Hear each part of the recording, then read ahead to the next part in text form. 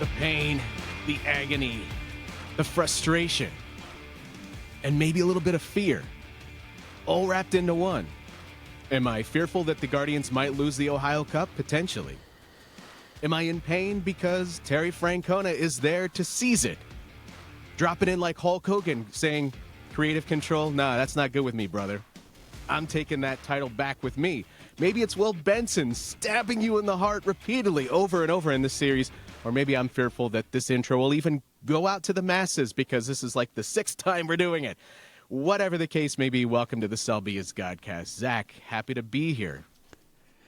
Look, TJ, we've got an hour to fill, and I know you don't want to review what was a really ugly series for the Guardians in Cincinnati over the weekend. So I thought if we spend 3 minutes breaking down each of the wonderfully played holes of golf that I completed on Sunday morning, that would cover our hour. We can start on hole 1, first drive of the year. Just what a magnificent performance. Didn't even need to shake off the rust. No, we don't want to do that. Okay, I'm sorry. Hit the intro music again. Let's do this the right way. Let's talk some baseball. Go ahead. No, you really want me to hit the intro music again? Yeah, do it again. Let's do this right. I'm sorry. Okay. I mean, that's kind of unconventional, but I'll do it. You're listening to the Selby is Godcast with Zach Meisel and TJ me, Zupi. yeah.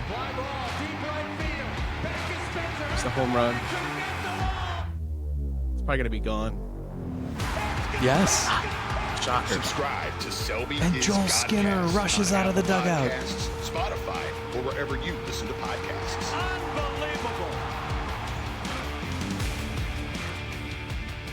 Okay. Let's talk some ball. Yeah. Or my son turned 3 over the weekend.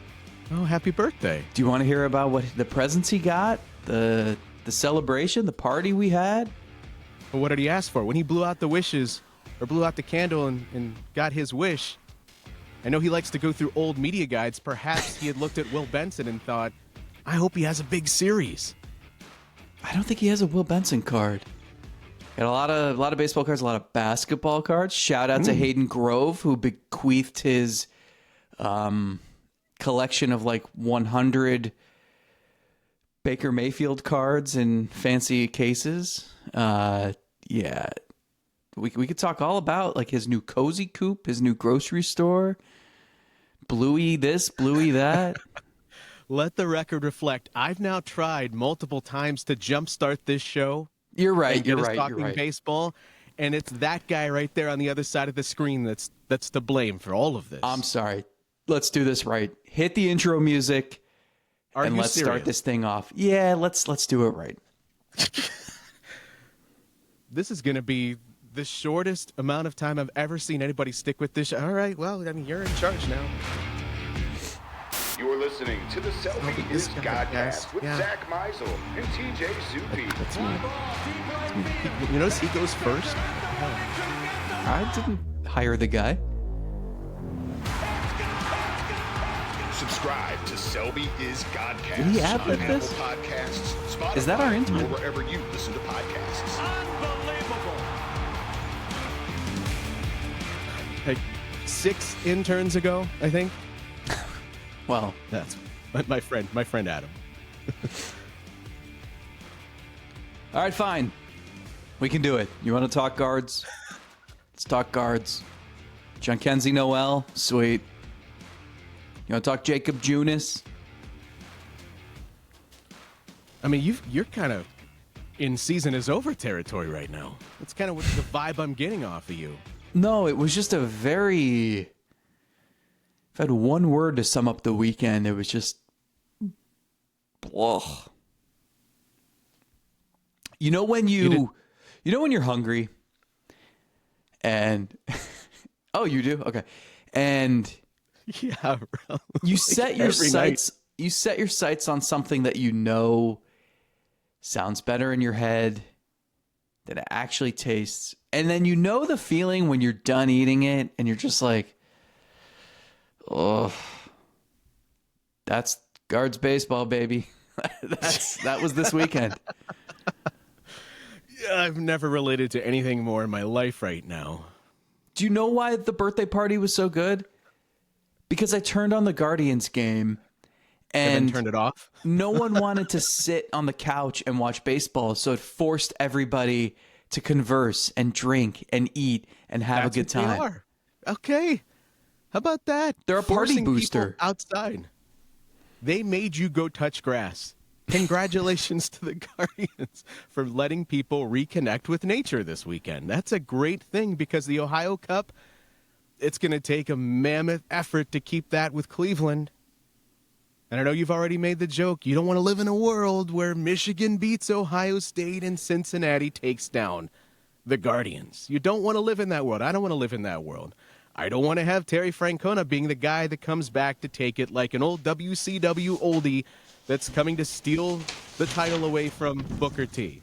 I don't want. I love Tito, but I don't want the title to go back with Tito. Do you see what this says? This is the New York Times sports page from April 29th, story that Trent Rosecrans and I did on Tito and how he's just so addicted to baseball and the agony of a meaningless game in April in the ninth inning, and that he had a summer, he had a year where all he did was golf and go to Hawaii and Mexico, and he's the world's biggest Arizona basketball fan, and he went to all of their games, a bunch of road games, and he's throwing back beers at Arizona football's game at Utah when they pull off the upset. And yet he's like, this isn't good enough for me. He's playing with his grandkids. Like, nothing is sufficient for him except managing a baseball game. And so here he is, and the headline says, Terry Francona can't stay away. And you know why he can't stay away? Because he really wants to go to relievers like Scott Barlow in the sixth inning. Once you've been part of the Ohio Cup, you can't get enough of it. And this guy had to come back. And, you know, it's like you already made a wrestling reference. And it's like he's that guy who's been gone for a little bit, comes back. You think he's the face, but he's actually the heel. And he comes back to get that title that he believes is still rightfully his. And that's the Ohio Cup, which Cleveland has held since 2014. Do you even remember what life was like in 2014, the last time the Reds won in this rivalry? Quote-unquote rivalry. Yeah, I wasn't even a dad yet. Now I've got almost 10-year-old coming up next year. I mean, what? I mean, that's insane. What? Your kids only know the Ohio Cup as residing in Cleveland. That's absolute insanity, and yet here we are, avoiding talking about anything serious in this series because the Guardians played like absolute crap, turning off all of our listeners with 3 intros and talking about nothing in the first 8 to 9 minutes of the show. The second time we're doing this intro, by the way. I mean, I understand it because there wasn't a lot of great things. I mean, we could spend 45 minutes on Slade Ciccone. I'm really excited about that. But here's the thing, TJ. We could do that if you want to have some fun. Do you know what the definition of insanity is? Hosting a show with Zach Meisel every single week, thinking you're going to accomplish anything different. It is coming on here and talking about this. You want to talk Nolan Jones and Jhonkensy Noel again? Have we done that yet? Is that bit tired yet? One, yes, not the other. I mean, it's the same conversations. And so we can spin it forward and we can talk about what Lane Thomas would change. We can talk more about CJ Kayfus and what he would bring to the table. But it's the same tropes. It's the same, you need consistency out of the rotation. You need anything out of the lineup, and you need more reliable arms in the bullpen. That's it. Summed it up in 15 seconds. And All the of AL that to Central's happen tough. On the same day, too, by the way. Yeah. On the same day. Like, if you get the level of starting pitching that you got in 2 of the 3 games in the series, and you couple that with the offense you got in game 1, different story, right? But, of course, Bybee doesn't look great. Will Benson goes off. And you get enough offense to win some days. Like, it's not terrible in that opener. That's a game you look back on and say, oh, my God, we should have won that one. Mm-hmm. That should have been the one because at least you got some offense. Then you come back to the finale where, Ortiz is okay. It's all right. 5 innings, 2 runs, 7 strikeouts, couple of walks. Fine effort for me. I'll take that. A little bit more length. But, I mean, I think, as we're seeing with Ortiz, things are striding in the right direction. Overall, I like where we're going here. 2 for 16 with runners in scoring position. 2 for 16. It would be harder to go up to the plate to try to be that bad than accidentally get a base hit. One of the hits came and didn't even score anybody. But, I mean, come on. 2 for 16. So I want to be frustrated about that. I also know the pendulum swings both ways on runners in scoring position. At least you got your 16 opportunities with runners in scoring position. But the biggest thing here with this offense, and I think we're all coming to a realization of what they are, they're not like a brutally bad offense. I think there are days where they do a lot of good things, and overall you can go through this lineup and find some good statistical seasons happening. I mean, Daniel Schneeman's having a well above average season for what we all expected. Gabriel Arias is like now in the midst of a cool stretch here, but overall is like okay offensive shortstop. That's fine. Jose's having a pretty good year. Manzardo's been okay for the most part. Stephen Kwan's having a pretty good, consistent year, even if he's cooled just a little bit here in this series. But you know what? You know what? The one thing they're missing? Anybody else to play the level of Robin to Jose's Batman. And they will, a role player here and there will step up and be able to have a nice stretch. We talked at length about Schneeman because it was fun to talk about. But right now, they're running through guys in the 2-hole or in the 4 spot or the 3 spot. It's been a curse of whoever they put in that 2 spot. Why is that? It's because the only reason why they find themselves in the 2-hole is because they have 2 to 3 to 4 good games in a row. And so you stick them there, and then regression happens, and you need to find somebody else to stick in the 2 spot. Right now, they need more middle-of-the-order thump. Carlos Santana's not giving that to them. Kyle Manzardo is not even playing against the lefty and has to come in later to pinch hit. I mean, whatever's going on, just absolute craziness with the level of expected numbers not matching what is actually happening with Nolan Jones in right field. They don't have another middle-of-the-order thumper.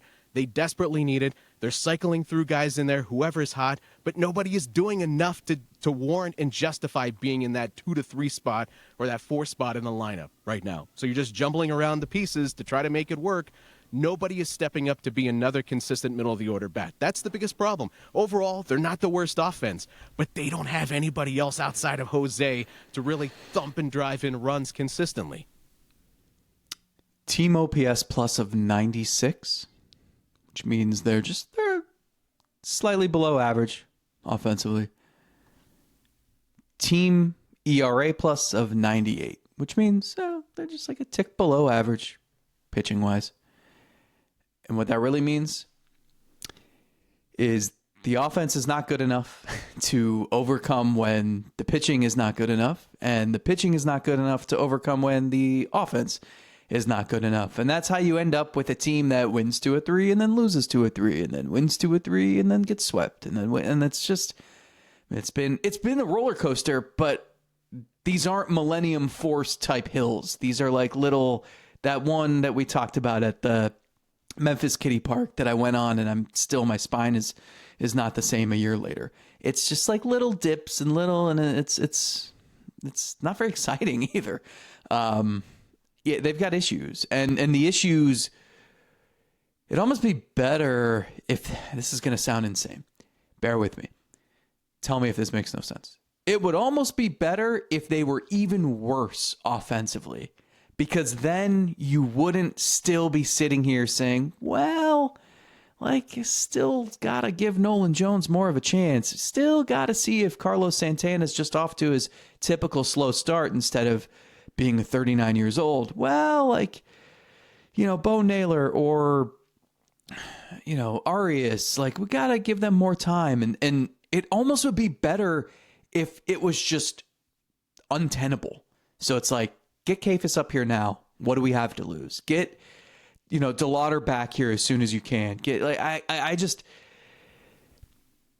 Guys show you just enough to keep you on the hook. And, I don't think Noel fits into that category. My assumption is Thomas is going to come back and take his spot. But, at least with Rocchio, it was so bad that they had no choice but to send him down. And I just wonder, how much time you're going to spend hoping Santana can improve on a 320 slugging percentage, the 13th worst qualified slugger in the sport. That's your first baseman. How much time are you going to give Jones or whoever else I don't know. It's so much. There's just so much meh in this lineup. There's so much. Oh, yeah. I just ate that meal. I regret it, and that's how I feel watching this team hit. Yeah, it's frustrating because there are some, as I said, some decent performances here happening. But the problem is they have so many guys that should be hitting 6th or 7th and fine in that 6th or 7th spot. They've just a team of role players that are good in that role, but you're asking them to do way too much. Or in the case of Carlos Santana, he's not a middle-of-the-order difference maker anymore, and everybody knew it.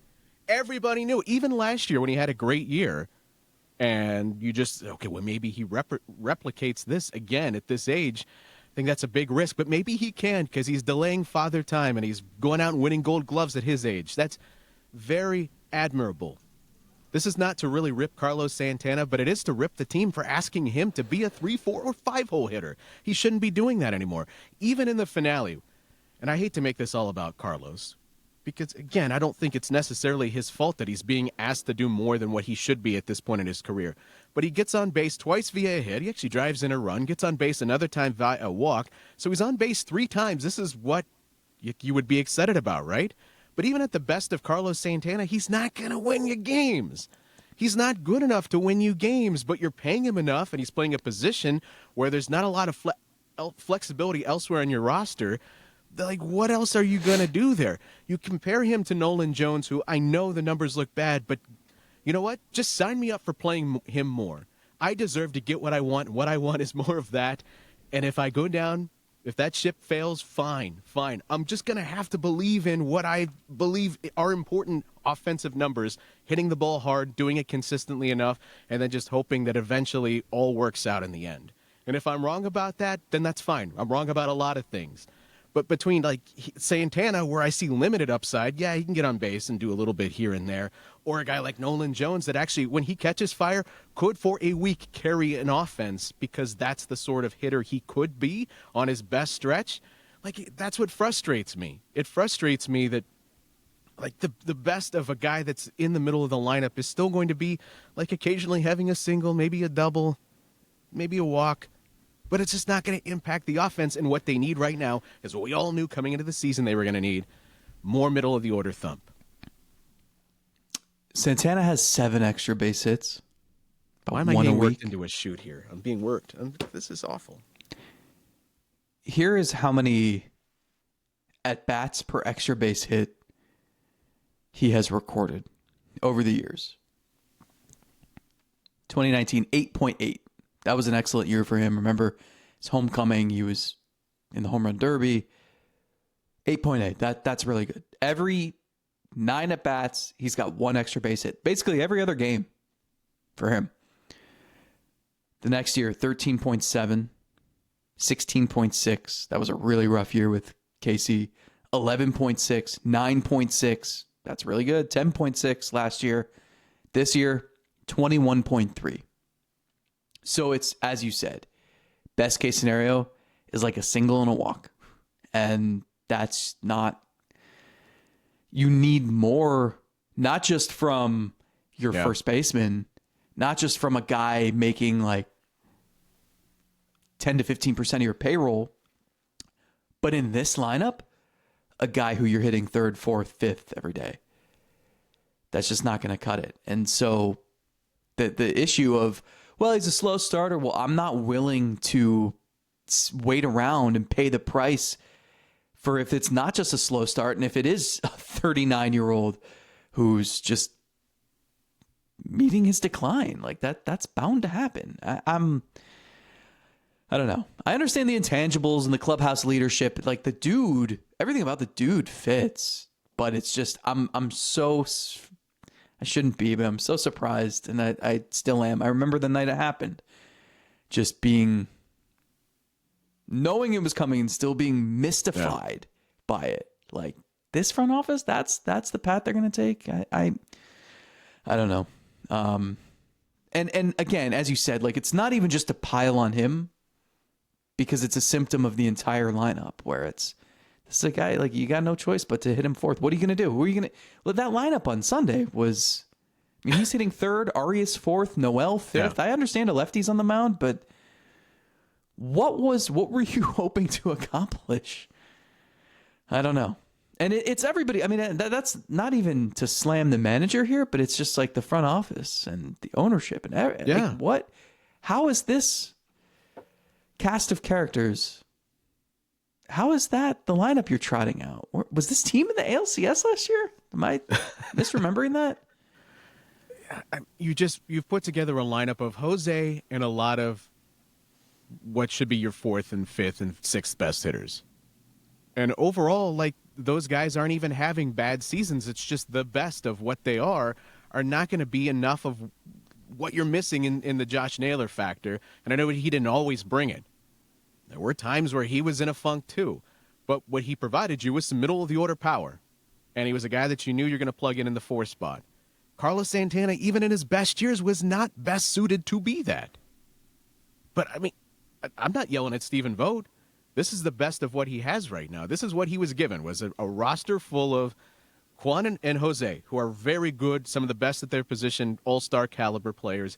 Kyle Manzardo, who overall this year, like, there's been some good and bad, but overall an 802 OPS from a guy that's in his first real full year in the big leagues. Yeah, we're not here stint in the big to leagues. Complain about him. No, I'm perfectly fine with him. If he was... The problem is he should be doing this as your fifth or sixth hole hitter, not asking him to hit cleanup against every single righty, and then if he doesn't come through going, well, what the hell's the problem? This is not the part of his career for him to be carrying the lineup consistently. They need that second best player. I mean, Juan is that, but Juan's hitting leadoff. And then you've got Jose. You need somebody else to pair with Jose in the middle of the lineup. And they're just cycling through guys. I don't know where that's going to come from, because I think this was a problem entering the year. We all knew it was going to be a problem entering the year, unless Kyle Manzardo just took it upon himself to blossom this year in his first real full big league stint into an all-star caliber player. That was going to be a problem. And you can mix and match all you want, but, I mean, like Giancarlo Noel, I feel bad for him on some level. I mean, he's got to produce, but like, how do you get any consistent footing when you're just in there a couple of times a week, and you're a guy that's probably a lot based on rhythm? I'm totally in favor of sending him to the minors, not because I think he needs a confidence boost or he needs to go beat up on some AAA pitching or make some major adjustment. I just want him to track some pitches and get into a groove so he can come back here at some point. Maybe just him playing every single day jumpstarts him, and then you want to bring him back later in this year. But I don't think he's a great fit for this roster, considering like his at-bats are terrible right now. Even the power and the mistakes, like he is even getting mistakes and just fouling them back and not really doing anything with them, because he's not at this point in his career in a mindset where he can be ready to perform that role. And it's okay that you tried it in that position, but you're seeing right now it's not working, so go in a different direction. But what's the different direction? To me, I would almost rather just see Nolan Jones face everybody and just run that into the ground and get my answer than play somebody that is in a funk as bad as Noel is. Like, I would just rather see Nolan Jones play all the time. Or well, Kyle Manzardo, certainly. You're going to get Lane Thomas back, and that's going to alleviate some of that. He's never been, facing righties has never been his strong suit, but that's why I assume between him, Jones, and Martinez, I don't really know how well Brennan fits, but you've got center and right covered with those guys. So, with Noel, first of all, I feel bad for him too, because he thinks I'm this big movie buff, and he comes talks movies with me every day because he's still on this binge of watching a crime thriller before bed every night. He's been watching John Wick recently, those movies, and I just have to nod along and be like, yeah, I heard that was great. And so you put yourself in this position because you somehow, without seeing the movies, are a walking IMDb. I recommended the Oceans movies to him, so I think that's on his list. He's a wonderful guy. You can see how desperately he wants to contribute, and he's easy to root for. I mean, I think, I'm with you. Like, the guy's got to go to AAA. I think he needs the confidence boost. I think he needs the reminder that, like, sure, wouldn't hurt. You can hit. It's just not working right now. And this team never faces lefties. They did on Sunday, but they faced a right-handed starter in like 85% of their games this season. They're going to get 3 more I believe, in Minnesota this week. So, yeah, I mean, it's a good time for him to go catch his breath, kind of similarly to how Rocchio needed it. But, you know, you're going to have to change some personnel. Like, you're almost 50 games into this thing, and it's time to find some answers, finally. And we've reached the part of the schedule where we're looking down at someone having a tremendous minor league season and saying, that's the guy, that's the savior. Welcome to the Kyle Manzardo part of the schedule, where it's now in the role of Kyle Manzardo this year will be CJ Kayfus, who I can't blame anybody for wanting to see him up at the major league level now. I mean, this guy, every level finds a way to actually improve and be better. You're thinking, well, a 364, 475, 591 slash line at Double-A. Yeah, sure. You can beat up on some Double-A pitching. You can have a 207 WRC plus down there. But let's see what happens when you move up to Triple-A with some guys that have actually played in the majors before and are trying to get back there. Probably going to be a little bit of an adjustment for you. Yeah, the numbers have dropped off a little bit in that the WRC plus is a little bit lower, but the average is 379, 448, 638. What ridiculous numbers. And I'm looking at first base. I'm looking at first base and Carlos Santana doing this thing that we're talking about. And CJ Kayfus, I know they have opened up to some possibility of him playing some corner outfield. Maybe that's a way he finds his bat in the lineup a little bit at the major league level. We even talked about it at Patreon, that I wasn't in a rush necessarily to get him up here, but I mean, he's in a good groove. You need the offense. I think I've moved up the timeline on, well, maybe we'll see him later this year to maybe we should see him later this week.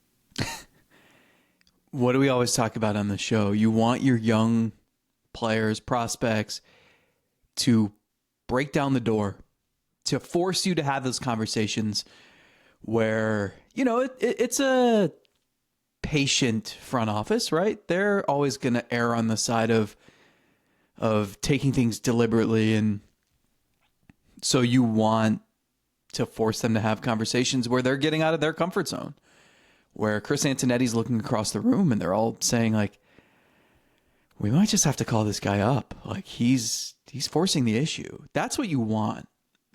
You're getting that.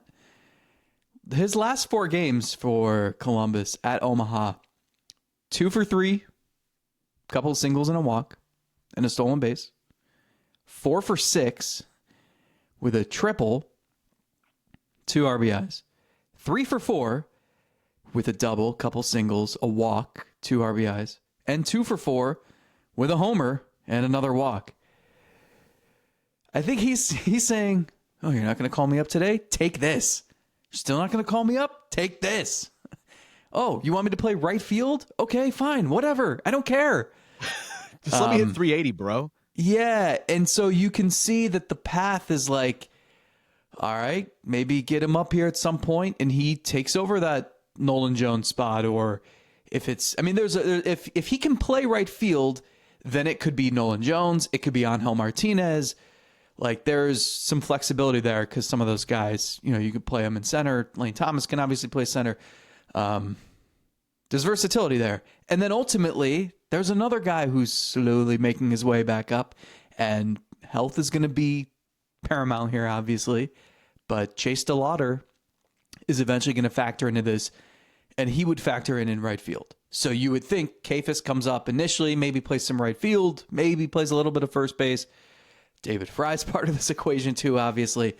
But then you're looking down the road later in the summer, and I think the hope is DeLauder is part of the solution in right and Kayfus at first. And there's a lot to figure out. There's no guarantee that these young players stay healthy, produce, can hit big league pitching right away. Who knows? But things are just so blah right now that this is what we're looking at. This is what everyone's saying. Get this kid up. Get this guy back from rehab. Get this guy up. So that's just sort of the state of affairs. And we have to remember that, like, there is a jump. And young guys don't come up and prosper right away all that often. Kyle Manzardo had to really figure things out over the course of the summer until he came back and was more comfortable in August and September. But what's the downside? I mean, I Right. like there are enough guys where I'm like, okay, like the beginning of the season, spring training when hope springs eternal, and we're like, okay, well, this guy could take the leap, and this guy could blossom, this guy could build off of this. A lot of that has been tempered now. We have 2 months of evidence that, confirms it one way or another. And so we're on to the next thing now. We always love the next thing. The next thing is my favorite thing. It's like the backup quarterback position. Always who's down in the minor leagues killing it that can help save this offense. And yes, I know we're getting ahead of ourselves by thinking, well, CJ Kayfus and Chase DeLauder could come up here and fix this. You mentioned it doesn't. Kyle Manzardo certainly did not fix things when he first arrived. I can go back through a list of hundreds and hundreds of guys that got to get Owen Miller up here. Owen Miller's killing it down at AAA. Which is why you want the prospects to force the issue in a healthy situation. You want big leaguers already thriving, and this guy's crushing it in AAA, and someone had to go on the injured list, so let's call him up. Or we think we can squeeze him in here and he can get enough playing time. Let's call him up because he has nothing more to prove in the minors. I thought Juan Brito was getting to that point. And that was going to be a perfect situation because Rocchio was struggling and Schneemann hadn't become Babe Ruth yet. But yeah, I mean, it's not the best case scenario. It's great that Kayfus is just passing every test, acing every test in the minors. But you wish your right field, first base situations weren't so wretched that, you're like, we can't leave this guy down there. We got to get him up. Not only because he's that was the whole thing with Bazzano when people were asking, could he debut in 2025? And it was like, look, with him, it's not going to be so much like, do you have a second baseman? Is someone hitting? It was going to be, they need him to make sure defensively, everything's great. Base running, everything's great. Can you hit lefties? Can you prove you can do this and that? And they were going to have patience with him. Still are. Regardless of what the situation in the major leagues is like. And with Kayfus, it's like, this guy he's passed every test. And it's really ugly at the major league level. So it just, yeah. I mean, you're right.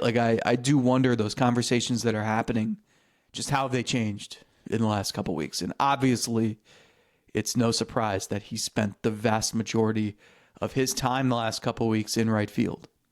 Oh yeah, I think you can read into that absolutely. I mean, why wouldn't you be looking for any opportunity to get him up here? I don't think it's going to kill or derail his development unless you're bringing him up here to sit the bench, which I don't think they would do. You're bringing him up here to at least play the majority of the time, be that strong side of the platoon, whatever. But I think there's also an element where they have in the past waited for someone to cool off and wait for the opportunity, and then they call him up, the prospect, when they aren't necessarily swinging the bat or seeing the ball well. And for him, wouldn't you want to get guys up when the ball looks like a beach ball to them? There's enough going on elsewhere that at least in their process and how they're gearing up and seeing the ball at the moment, it's probably not going to be a stretch where anything looks better than right this given moment. So create the opportunities. He is kicking the door down. There is room for somebody to come up here and be hot and drive in some runs. I don't think there's really any downside other than maybe a guy like Carlos Santana loses some playing time, or maybe Nolan Jones does here in the coming days, or whatever the case may be.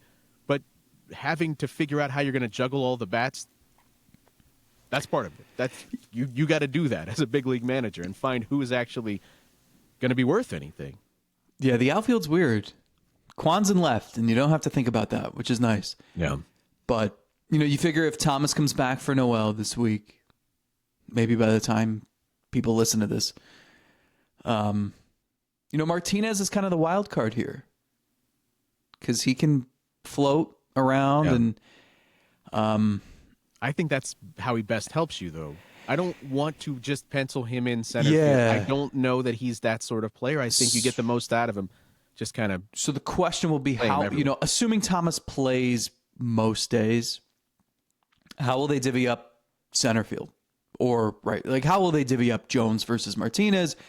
It really leaves, like, I don't really know how Will Brennan fits at all. So, theoretically, like Kayfus could come up for he wouldn't. Kayfus could come up for Brennan at some point. And I think that would work as long as you're getting Kayfus in there regularly. But, Fry's going to complicate this in the next 2 weeks or so. Because that clock is going to start ticking on his rehab assignment. He's got 20 days in the minors, and then he's going to be a DH. So he's going to take at bats away from Santana, maybe Manzardo occasionally. And then that also, if you have Kayfus up here, that limits like his versatility too, unless you just completely cut ties with Santana. So there's, we're getting, there are like various checkpoints along this season, I think, from the position player side. Some of these checkpoints I think were delayed because like Brito's injury, DeLauder's injury, but you're certainly getting closer. Like we're at the next stage of this. And then there's going to be an inflection point at some point where it's just like, what do we do if Santana doesn't turn this around? If this is just who he is at the age of 39, and God, I hope I can be like that when I'm 39. You're going to have to make some tough decisions, and it's not just him. There's Nolan Jones fits in here too. So we'll see. And but we're getting closer to points where you need clarity. And, you can't, this lineup is just, it's not worth investing too much patience in. I don't think it's going to get way better than it is right now. If you keep the status quo. What you said is right. The fact that they're not so terrible is probably more frustrating to me. Let's give a shout out to our guy Jacob. He sent us a message. He used the code SELBY on SeatGeek and saved himself some money. We never talk about that, by the way. That promotion that we do that we don't ever tell anybody about? Yeah, well, he did that. He used code SELBY at SeatGeek, saved himself some money. You can do that too if you really want to, and go see Will Benson just destroy his former team. I also want to give a shout out to Jason, right into our avid listener named Jason at Starbucks last week, who, by the way, was listening to us as I walked in. And he said, "You're never going to believe this." And I said, "What?" That you saw me walk in, and so you quickly opened your podcast app and toggled it. No, he was actually listening to us, and was very great meeting him. So Selby heads are everywhere, man. It's like 1 in 3. There's probably like 1 in 3 chance. You're in a room with people. Look to your left. Look to your right. Probably one of them is a Selby is Godcast listener. Tell your friends if they're not here. Come tell us to come join, because where else are you going to watch a show where they do the intro 3 times to avoid actually talking about the baseball team that pooped the bed? You know what? I think we were too harsh. I think we've been too harsh on them, and I think we should start over. Why don't you hit the just do it one more time? We'll get this right. Come on. I mean, we have been very kind to them for most of the year in saying things. Hey, the record is what matters, and below the surface, you can ignore some things. So you're right. Let's bring some positivity back. Let's do it. You're listening to the Selby is Godcast with Zach Meisel and TJ Zupi. I hope Adam doesn't get paid by the intro. We are the worst. What is John Sanders doing these days? Godcast on Apple Podcasts, Spotify, or wherever you listen to podcasts. He's still with us, I hope. After, like, how many times have we hit that intro throughout the years? You'd think after a while it would be believable. It's totally believable. Selby hit another grand slam. You know how many comments we get all the time from people asking why the show is called the Selby is Godcast? And I just forget, the further we get removed from the most iconic moment in franchise history, the more people don't understand where the name of this show came from. Does it limit our growth as a show that we named ourselves the Selby is Godcast? Did it happen more as a joke because we didn't even think this would become a lasting thing? Almost 8 years later? Okay, maybe. Can I have a get off my lawn moment? You know what I'm tired of, though? Every podcast, first of all, everybody has a podcast, so I thank you for tuning into this one. Well, yeah, we are You no have better. a choice, and we don't take it lightly that you devote your time to us. To be spending it anywhere else. I mean, because most other shows probably don't play their intro 4 times in the span of 40 minutes, but Yeah, we aren't most shows. every podcast is just like a play on words about some element of the sport. The Hit and Run podcast. Welcome to Third and Long. I'm TJ Zupi. Welcome to, I don't know, the buzzer beaters with like everything is just the no huddle podcast. And I'm not into like if these are actually the names of your podcasts. Like I'm sorry, it's nothing personal. I like that ours is unique. I like that it makes you curious and want to know the answer to it. I also think now that I'm thinking about it, considering the 25-year anniversary of the moment is only 2 years away, I think we need to blow it out. I think we need to just... Everybody who subscribes to our Patreon show, and thank you for doing that, by the way, I think we just take all of those funds for the next 2 years, we save them, and we have a massive party. We'll invite Bill Selby. We'll invite Joel Skinner for the 25-year anniversary of his grandson. We can invite Mariano Rivera. I don't know if he'd show, but I think we need to have a huge party. Since it is a positive podcast, a positive spin, how about Slade Ciccone? Yeah. That He guy looked great. looked phenomenal. And the biggest case of the pitching line doesn't match actually how this man pitched was extremely on display. Like, look at his ERA, and you would think, what? People are excited about that? No, that was a lot of fun watching that. And, of course, I would expect a guy who's trying to still build himself up towards the end of the start. Yeah, you're going to start to lose some steam. Any pitcher does regardless, but that's not surprising. The level of swing and miss and just hitters didn't look good against him. That was very exciting. And then something we also talked about is through this rehab, they had more time to implement maybe repertoire changes or anything else they wanted to adjust with him without him actually being on a mound to do it. So we're seeing we're seeing him further along in the process than he would have been like initially seeing him if he didn't have a setback coming out of spring training. So what was interesting to me is the fastball was up a tick from where we saw him last year, averaging in the 95.4 range, which was 94.4 last year. They also reduced that four-seam usage too, kind of taken over by the sweeper, which he basically didn't throw it at all last year, and now it was. I'm trying to see where's the percentage. Give me the sweeper percentage. It's in the 10% range. So fastball usage came down, but it was up a tick, and you saw some more bendy stuff with the sweeper. I'm excited to see where this goes with him. You can tell he's like the pet project. Like he's the kid that they're really excited about, and for good reason. Like that we saw it the other night. Like he looked really good. And I also like that, the fastball averaged 95 and you saw some like 94 to 96, but then when he needed to, he got 98. And he was throwing fastballs up in the zone, above the zone to get guys to swing and miss, to chase 15 whiffs. I mean, that was a nice effort. That was eye-opening in some ways. But he's the project that they like because he spent so much time while he was injured in Cleveland.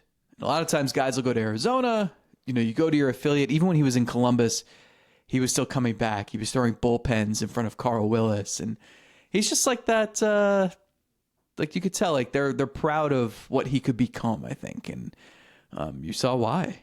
And now, it's not like he was gone for a few weeks and Carl Willis is saying, hey, try this, and like when I see you in a couple months, like we'll see how it worked. No, they've had eyes on him this whole time. So, we'll see what he looks like moving forward. But again, like I know we haven't talked much about pitching. I thought Luis Ortiz looked like he made one mistake. And, you would like him to pitch deeper into a game. You'd also like Gabriel Arias to turn a double play and not cost him an extra 9 pitches in a certain inning. And then maybe he's able to go back out there. I at least on the pitching side feel like the rotation has not been the issue. I think the second half of the bullpen is an issue. There's been a revolving door over there. You want to protect the Cade Smiths and the Hunter Gaddises and not overpitch them. So when you're down like 2 runs, you're not turning to those guys and chasing a win. You're turning to Junis or, Zach Kent or whoever's over there. It's been a revolving door, and then you end up not winning. But they got to fix that. So Andrew Walters, they need more than 4 guys they can trust. You need Walters. You need Alamon eventually. And I think, so I'm not too worried about that. I'm honestly not too concerned about the pitching. I think I see the roadmap to how it can be a strength. I even without Lively, I think the rotation's going to be fine. Provided Bybee does what Bybee should do. Provided Williams and Ortiz keep taking steps forward. It's the lineup that I'm just kind of stumped by. I mentioned the sweeper usage up. I misread that. It's actually the cutter. So the cutter replacing some of that 4-seam, and you're seeing what has become, I think, a little bit of a trend throughout baseball where guys are just throwing more versions of the 4-seamer or fastball. It's getting killed, okay, but throw 3 of them. And so a 4-seamer is going to move differently than a 2-seamer, right? And then the cutter is going to move the glove side. So it's always it might even be a similar speed, but it gives the hitter something else to think about. And when he's throwing another tick harder, that's exciting to think about. The strikeouts, yes, are very encouraging, but I love, 38.5% whiffs too. When you're making guys swing and miss, it's one thing to get the strikeouts, but maybe you just get to a point where they make some contact, foul some pitches off, and then with 2 strikes, you put them away. That's an important thing. But I also just like when you're getting swing and miss, period. It's telling me that the hitters, they can't pick it up, or the pitches have extreme movement, or you're sequencing them properly so that the guys aren't expecting what they get. It's all just kind of a soup of how a pitcher gets there, but that was exciting to see. So 40% strikeout rate, whoa! But also making guys swing and miss was very exciting to see in that Ciccone start, and we'll see. I mean, we talked, in the negative part of this show that I don't even remember, that was so long ago, we talked about not having middle-of-the-order thump, and we mentioned Josh Naylor's name, and they kind of had missed that presence, even if it's not necessarily Naylor, but they've missed that presence. Well, thankfully, we get to finally see the guy that they traded away for 1 year, was left on that deal, to get this guy in and work on it, and hopefully they turn him into a pretty quality starter. That's exciting. Yeah. I mean, the stuff looked really good. Again, I don't know. You need the problem is you need the rotation to sustain this. This can't be 2 good weeks and then it's back to up and down, right? The lineup is not good enough to not have above average starting pitching. And for a team to get on a roll and start stacking wins, you have to have consistent pitching to buy you time. The Tigers offensively as a team, they've been 16% above league average. They've been really good. There are certainly some guys in that lineup that are going to come back to earth, but they've got the pitching that's okay. Their rotation is just stacked. So, I don't know that you're going to match that, but can you have consistent enough starting pitching, getting deep into games so that if you score 3 runs, it's enough? Because right now, I think that's what you got to hope for. Yeah, let's just not pretend anybody else is playing well in this division. Let's just look at Guardians got to fix their own issues before we worry about anybody else, like playing the Twins a bunch and then the Tigers and then the Dodgers. Oh, no. Good time to get right. Play the intro.